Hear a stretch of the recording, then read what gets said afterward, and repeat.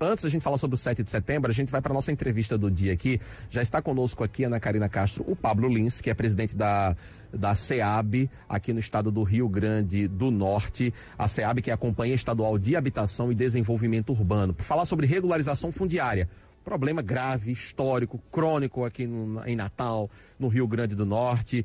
São as pessoas, né, Ana, que moram nos lugares, mas não têm a propriedade daquele seu imóvel, né? Vivem numa insegurança tremenda, né? Podendo, inclusive, correr o risco de perder o seu imóvel, enfim, fica nessa insegurança toda.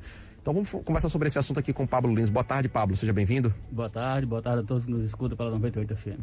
Ô Pablo, vamos começar explicando o que é regularização fundiária, né? O governo está anunciando aí que vai fazer um grande projeto de regularização fundiária. O que é isso na prática? Isso, a regularização fundiária é nada mais, nada menos que o ato de regularizar o seu imóvel, no sentido de que o Estado passa a reconhecer a propriedade do imóvel para aqueles beneficiários que receberam já a sua unidade habitacional por algum programa conduzido pelo Estado, pelo município, pela União, por exemplo, o programa Minha Casa Minha Vida.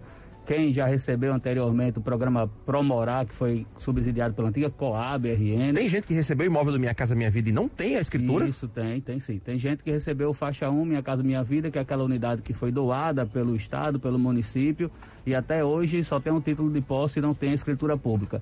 E agora o Estado ele vai concretizar esse ato da escrituração através de uma lei que foi criada em 2017, que é a Lei Nacional de Regularização Fundiária. Dá autonomia para o Estado, no caso os entes federativos, Estado, União e município, proceder com a regularização e, por via de consequência, facilitar esse trâmite cartorial para que as unidades elas possam ser agora regularizadas e o beneficiário possa ter, então, a sua escritura pública definitiva e reconhecer ele como proprietário do imóvel. Vocês têm uma média de quantas pessoas estão nessa situação aqui no Rio Grande do Norte? Quantas pessoas têm o imóvel e não têm ali a escritura comprovando que a casa é dele? O Rio Grande do Norte, nos seus mais ou menos 40 anos de programas habitacionais, desde a criação da antiga Coab até então, SEAB e os programas habitacionais desenvolvidos pelos municípios, que foi Minha Casa Minha Vida, PSH e outros programas, estima-se que foram construídas na zona urbana de todos os municípios do Rio Grande do Norte aproximadamente 40 mil unidades habitacionais. E dessas 40 mil unidades, estima-se que aproximadamente cerca de 38 mil não tem a sua escrituração pública. Quase todo mundo, né? Praticamente. 38 de 40 mil? Exato. Mais de 90% das unidades ainda não foram escrituradas. Exemplo disso são os conjuntos habitacionais construídos na Zona Norte de Natal, pela antiga Coab, hoje gerenciado pela Data Norte, conjuntos esses que até então não têm a sua escritura pública, como o Pajuçara, como o Nova Natal, o Gramoré e outros conjuntos habitacionais que até então não tiveram esse benefício da escrituração pública. Vocês estão focando mais aí em pessoas atendidas por programas da própria administração, né? Pública, né? Programas aí federal, estadual, enfim. Como é que fica a questão de áreas, por exemplo, de invasão, né? Áreas que a gente vê de posse, periferia acontece muito isso, né? A gente vê uma explosão, houve um crescimento desordenado, né, das cidades, principalmente aqui na questão na região metropolitana, né, que onde a gente vê esse problema de uma forma mais grave. O Estado também vai atacar, né, vai regularizar a situação dessas pessoas. Por exemplo, a gente vê em Mãe Luísa, né? A gente vê o avanço de Mãe Luísa, por exemplo, para dentro ali do Parque das Dunas. Provavelmente são imóveis irregulares, né? Imóveis irregulares, moradias, né, que não têm ali o seu reconhecimento pelo poder público. Como é que vai ser esse controle e a regularização nessas áreas que não são aí pessoas beneficiadas por programas sociais? Isso, é um procedimento mais complexo, mas essas ocupações nós exatamente chamamos de ocupações irregulares. Elas podem ser regularizadas desde que dentro da poligonal, o que é a poligonal? Exatamente a planta baixa feita do conjunto habitacional, onde nós levamos essa planta para o cartório fazer o registro da matrícula. Desde que essas áreas ocupadas indevidamente não venham a trazer algum malefício ao poder público ou ao meio ambiente, elas podem ser inseridas dentro do processo de regularização fundiária. Para isso, a gente precisa primeiro regularizar e titular as unidades habitacionais que estão em ocupações regulares, as que já foram construídas de maneira regular e devida, para a partir de então a gente separar e aí sobrar esse nicho de ocupações irregulares e o poder público poder fazer essa regularização. O objetivo da SEAB é regularizar as que já foram construídas de forma legal pelo poder público e posteriormente fazer o levantamento dessas áreas de ocupações irregulares para poder então inserir elas dentro do contexto de regularização fundiária. Quem está nessa situação, Pablo, está com um imóvel ali, portanto, irregular, não tem escritura, como é que ela deve fazer? O que ela deve fazer para poder regularizar o seu imóvel? Deve ir até a SEAB ou vocês estão fazendo um mutirão indo nos próprios bairros? Como é que está sendo isso? Isso, na verdade a SEAB hoje trabalha em parceria com as instituições de ensino e com o terceiro setor, então nós temos convênios com a FUNCERN, que é uma instituição ligada ao IFRN, com a UFESA, e essas duas instituições elas estão fazendo trabalho de campo. Então ela vai diretamente àquele conjunto habitacional, ela vai diretamente àquele bairro e faz o levantamento das unidades habitacionais passíveis de regularização. Vai então, na casa das pessoas? Isso, exato.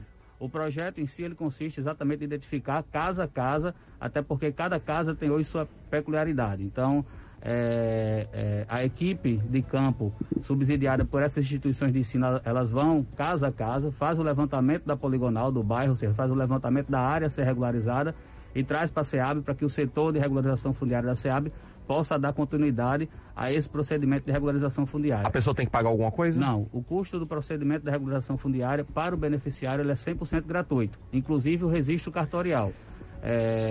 Lógico que tem um custo operacional, que esse custo operacional é subsidiado com recursos do Estado do Rio Grande do Norte e oriundo do Fundo de Combate à Pobreza, que é o FECOP. Perfeito. Pablo, você falou que vão ser feitas, portanto, visitas nas casas das pessoas. A gente sabe que nesse momento de insegurança que a gente está vivendo, muita gente não quer receber visita em casa, né? Como é que vai ser esse procedimento de visita? A pessoa pode pedir ali para identificação do crachá?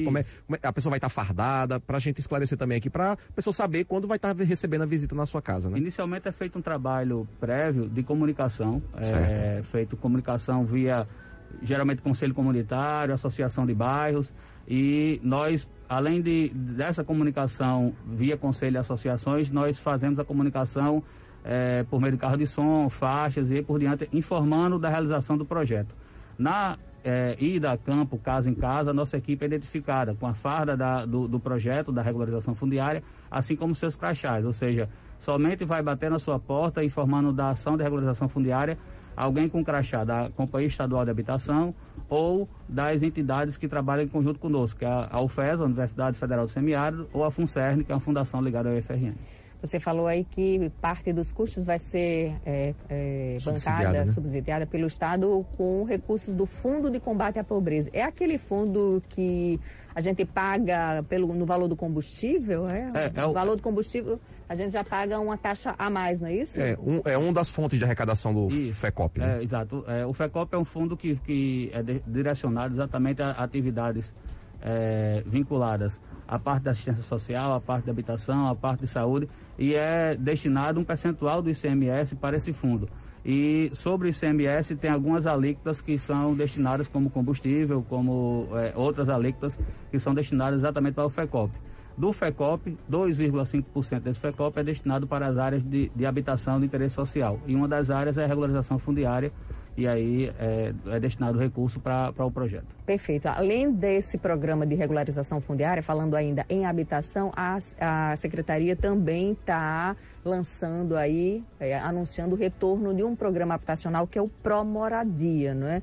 Inclusive, 55 milhões de reais devem ser investidos nessa próxima fase, recursos aí federais e estaduais. Como é que vai ser esse programa, essa nova fase desse programa aqui no estado? Isso, na verdade o Pró-Moradia é um programa que a Companhia Estadual de Habitação veio resgatar, era um recurso que já estava destinado ao Poder Público Estadual desde 2012, infelizmente não tinha sido executado por ausência de contrapartida, e a governadora Fátima foi solícita em autorizar a continuidade desse projeto, autorizou a liberação de contrapartida para que possamos dar continuidade à execução do programa. Quanto é a contrapartida do Estado? A contrapartida do Estado foi 10%, no caso... 15 milhões. Não, 10%, 5 milhões e... Qual o valor total? Isso, 55 milhões. 55 milhões, certo. Isso. 5 milhões e 500. E aí nós já estamos em execução, são 40 municípios a serem beneficiários, nós já estamos em execução direta em 16 municípios, com obra em andamento, para beneficiar a entrega de casas próprias